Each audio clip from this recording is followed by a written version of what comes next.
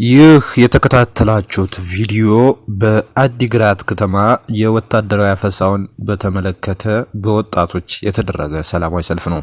በትላንትናው ዕለት ይሄ ሰላማዊ ሰልፍ ስለመካሄዱ ተዘግቧል። እንግዲህ ይሄን እንደመነሻ አድርገን እንደ መግቢያ ተጠቅመን ወደ ሌሎች ጉዳዮች እናልፋለን። ሰብስክራይብ ማድረጋችሁን አትርሱ። አብራችሁን ስላላችሁ እናመሰግናለን። በቅዳሜ ቀን ይደረጋል በተባለው ሰላማዊ ሰልፍ ዙሪያ የተለያዩ ሐሳቦች እየተንሸራሸሩ እንደነበርና በሱም ዙሪያ ደግሞ የራሳችንንም አቋም ማመላከታችን የሚታወስ ነው። ይሄን ጉዳይ በተመለከተ አቶ አማኑኤል አሰፋ በይፋዊ የፌስቡክ ገጻቸው ላይ አንድ መልእክት አስተላልፈዋል። ምክትል ፕሬዝዳንት ናቸው የክልሉ አስተዳደር አቶ አማኑኤል አሰፋ የተፈናቃይ ወገኖችን ረሃብ፣ በሽታ፣ መታረዝ፣ መከራና እልቂት ለመደበቅ እንዲሁም የጠላትን ወንጀል ለመሸፈን በሰልፍ ስም የሚደረገውን ጥረት አጥብቄ እኮንናለሁ ሲሉ ተናግረዋል። በፌስቡክ ገጻቸው ላይ ይበቃልም ሲሉ ተናግረዋል። አቶ አማኑኤል በትላንትናው ዕለት ነው ይህን የፌስቡክ መልእክት ያስተላለፉት። በአሁኑ ወቅት እየታዩ ያሉ አንዳንድ ነገሮች እጅግ አስገራሚ ናቸው ብለዋል። ይህንንም ተከትለው ጠንከር ያለ ትችት ሰንዝረዋል። በህዝብህ ላይ የዘር ማጥፋት ወይም ጄኖሳይድ የፈጸመብህን፣ ሉዓላዊነትን ወሮ ከ1 ሚሊዮን በላይ ህዝብህን ያፈናቀለብህን፣ እንደ ህዝብ እንድትጠፋ በጀት መድኃኒትና ነዳጅ የከለከለህን፣ እንደ ኩርድና ኢግቦ ህዝቦች ሊበትንህ ያለ እፍረት አውጆ እየሰራ ባለው ስርዓት ስር መንበርከክ ሳያንስ ወንጀሉን በሰልፍ ስም ከዓለም ማህበረሰብ አይን ለመሸፈን መጣር ምን የሚሉት እብደት ነው ሲሉ ጠይቀዋል።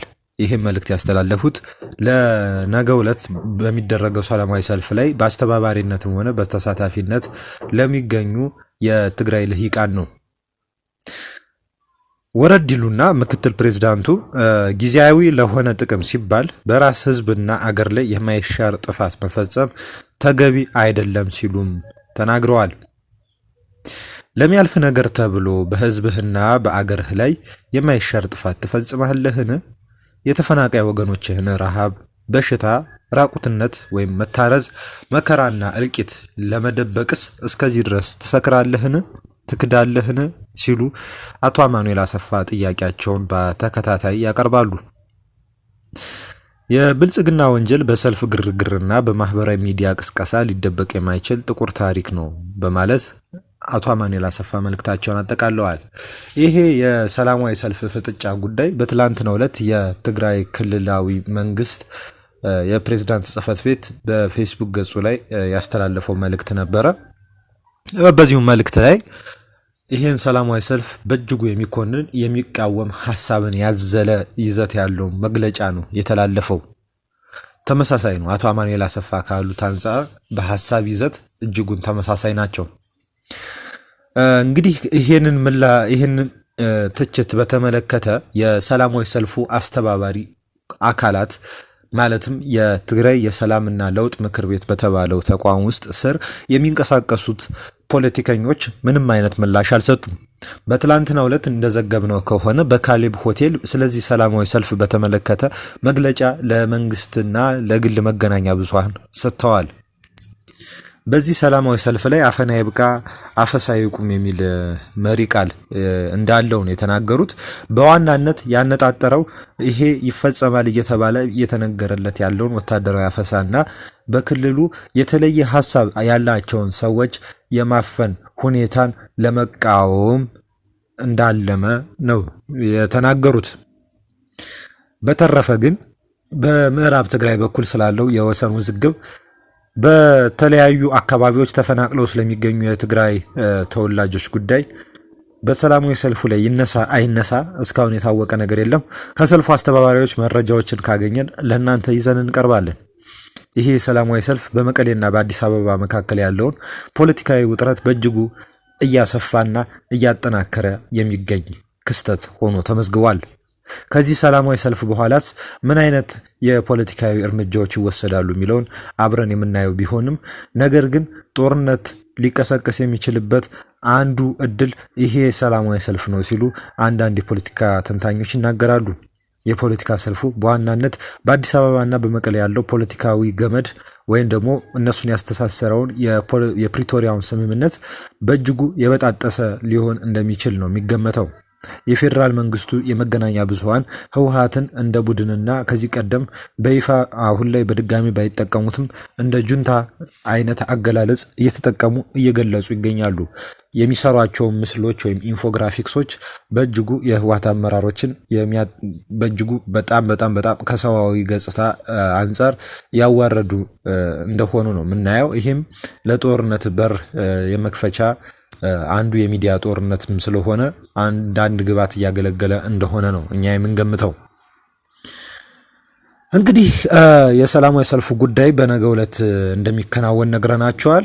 ይሄን ሰላማዊ ሰልፍ ከቻልን ከስፍራው ተገኝተን ለመዘገብ ካልሆነም ደግሞ በሰላማዊ ሰልፉ ወቅት የተነሱትን መፈክሮች ከስፍራው መረጃዎች ከደረሱ ለእናንተ የምናቀርብ ይሆናል። ተከታተሉን። ወደ አንድ ጉዳይ ደግሞ እንሄዳለን። በትግራይ ክልል አንዲት ወጣት ሴት የአሸንዳ አምባሳደርነት ማዕረግ ተሰጧት ለበርካታ ጊዜያት መቆየቷ የሚታወስ ነው። እቺ ሴት ዜማ እምብዛ ትባላለች። የትግራይ ክልል ባህልና ቱሪዝም ቢሮ በትላንትናው ዕለት ባወጣው መግለጫ መሰረት ለዚች እንስት የሰጠውን የአሸንዳ አምባሳደርነት ማዕረግ ማንሳቱን ገልጿል። ከትላንት ጀምሮ ነው ሙሉ በሙሉ ይሄ ማዕረግ ከእርሷ እንደተነሳ የተነገረው። በ2017 ዓ.ም በተካሄደው ውድድር ወጣቷ ዜማ እምብዛ አሸናፊ በመሆን የአምባሳደርነት ማዕረግ ተሰጥቷት ስትሰራ መቆየቷ የቢሮ መግለጫ አመልክቷል። ሆኖም ቢሮ ባወጣው መግለጫ ወጣቷ ካለፉት ጊዜያት ጀምሮ ለተመረጠችበት አምባሳደርነት የማይመጥንና በርካታ ተጋሩን ያስቆጣ ያለውን ተግባር ስትፈጽም መቆየቷን በዚህ በመግለጫው ላይ ገልጿል። ስለ ቢሮ ስላቀረበው ክስ ጉዳይ እንግዲህ ስንመለከት የዜማ እምብዛን እድሜ ግምት ውስጥ በማስገባት ከቤተሰቦቿ ጋር ባደረገው ስምምነት መሰረት ለትግራይ ሕዝብ ይቅርታ ጠይቃ ከተመሳሳይ ድርጊት እንድትቆጠብ ከዚህ ቀደም ሲል እድል ተሰጥቷት እንደነበር አስረድቷል። እንግዲህ ይሄ ጉዳይ ምንድነው? በክልሉ እየተፈጸመ ነው ያለው የተባለውን የወታደራዊ አፈሳ ሁኔታ በተመለከተ ወጣቷ በማህበራዊ ሚዲያ ላይ ተቃውሞ ስታቀርብ ነበረ። ሲቀጥልም ደግሞ አምለሰት ሙጬ ከምታዘጋጀው ፖድካስት ላይ ቀርባ የተናገረችው ጉዳይ በርካቶችን አስቆጥቶ ነበር። በትግራይ ክልል የተፈጠረው ነገር በማለት አቃለዋለች። እዛ አካባቢ ያለውን ስቃይ ስትል በእጅጉ የህዝቡን ጉዳት ላይ ውሃ ቸልሳበታለች ሲሉ ሲተቿት ነበረ። ትላንትና ደግሞ በፌስቡክ ልጥፏ ላይ ኢትዮጵያን አስቀድማ ትግራይን መጨረሻ ላይ ያስቀምጣለች። ይሄ አሸንዳ ኢትዮጵያ ትግራይ ብላ ነው እንትን ያለችውና ይሄ ጉዳይ በእጅጉ በጣም ያሳፍር ነው በሚል በሶስቱ ጉዳዮች ምክንያት ፌስቡክ ላይ አንዳንድ የትግራይ ተወላጆች ሲተቿት እንደነበረ ተመልክተናል። ይሄንን ተከትሎ ነው የክልሉ ባህልና ቱሪዝም ቢሮ የሷን ማዕረግ ያነሳው። የቢሮ መግለጫ ሲቀጥል ሆኖም ግን የተሰጣትን እድል ተጠቅማ ራሷን ከማረም ይልቅ ለአምባሳደርነት የማይመጥኑና የትግራይን ባህልና እሴት የማያከብሩ ተግባራትን አጠናክራ ቀጥላበታለች ሲል ቢሮው ከሷል። የተሰጣትን የአሸንዳና የትግራይን ባህል የማስተዋወቅ ኃላፊነት ወደ ጎን በመተው ቅድም የጠቀስንላችሁ ማለት ነው አሸንዳ ኢትዮጵያ በሚል ስያሜ መስራት መጀመሯ ለዚህ ማሳያ ነው በማለት ቢሮ ገልጿል። የክልሉ ባህልና ቱሪዝም ቢሮ በመግለጫው ማጠቃለያ ላይ እንዳመላከተው ወጣት ዜማ እምብዛ ለተሰጣት ትልቅ ኃላፊነትና የህዝብ አደራ የማይመጥን እንዲሁም የጠላቶችን የደባ ተልእኮ እየፈጸመች ነው በማለት ከትላንት ሐምሌ 9 ቀን ጀምሮ የተሰጣት የአሸንዳ አምባሳደር ማዕረግ እንዲነሳ መወሰኑ ለትግራይ ህዝብ ይፋ አሳውቃለሁ ሲል አመልክቷል። እንግዲህ ፖለቲካው ተገፍቶ እንደዚህ ባህልና ኪነ ጥበባዊ ስራዎች ውስጥ ገብቷል። የፖለቲካው መገፋፋት እስከመቼ ይቀጥላል የሚለውን እንግዲህ አብረን የምናየው ይሆናል። ያለው ጉዳይ ግን በዜማ እምብዛ ዙሪያ ይሄ ነው። ወደ ሌላ ጉዳይ እናልፋለን። በሀገረ ማርያም አካባቢ ወይም ደግሞ በትግራይ ውስጥ አንድ ሁኔታ ተፈጥሮ ነበረ። ይሄ ወደ ደጉ አተምቤን አካባቢ ነው ይሄ ሁኔታ የተከሰተው። ይሄ ሁኔታ እንግዲህ ትላንትና ልጆቻችን አይመለመሉም አገረ ሰላም አይ ቲንክ እና አይመለመሉም ለወታደራዊ አፈሳ አይዳረጉም በሚል እናቶች ልጆቻቸውን ለመከላከል ተቃውሞ ሰልፍ አድርገው እንደነበረ እየተዘገበ ነበር። ሆኖም ግን በታጣቂዎች የቀረበው ምላሽ ተኩስ ስለመሆኑ ተነግሯል። በዚህ ተኩስ የተጎዱ እናቶች ስለመኖራቸው ተዘግቧል። ይህም ቪዲዮ ተከታትለን እንመለሳለን።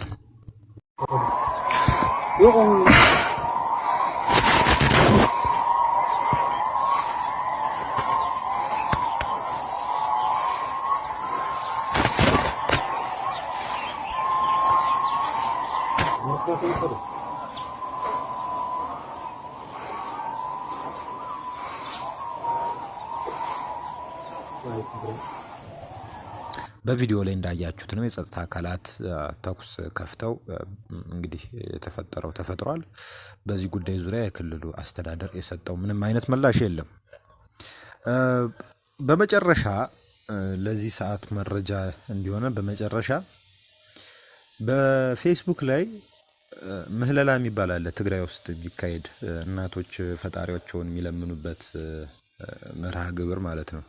እና ይህን የምህለላ ቪዲዮ በፌስቡክ ለጥፈሻል የተባለች አንዲት ሴት በቁጥጥር ስር ስለመዋሏ ተነግሯል። መምህር ሙሉ ትባላለች። ከትላንት በስቲያ ደላ ስልዋ ተብሎ በሚጠራው አካባቢ እናቶች ፈጣሪያቸውን የሚማጸኑበት ምህለላ ሲያካሂዱ ነበር። ይህም ምህለላ በምስል በተንቀሳቃሽ ምስል ቀርጻ በፌስቡክ ገጿ ላይ ትለቃለች ማለት ነው። ይሄ ስለለቀቀች ብቻ እንግዲህ ለእስር ስለመዳረጓ እንግዲህ ተነግሯል። እስካሁንም ድረስ በቁጥጥር ስር እንደምትገኝና ፍርድ ቤት ትቅረብ አትቅረብ የተገለጸ ነገር የለም። ስለተከታተላችሁን እናመሰግናለን። ሰብስክራይብ አድርጉን፣ ተከታተሉን። በኋላ ላይ አዳዲስ መረጃዎች ሲኖሩ ተመልሰን እንመጣለን። መልካም ጊዜ ይሆንላችሁ።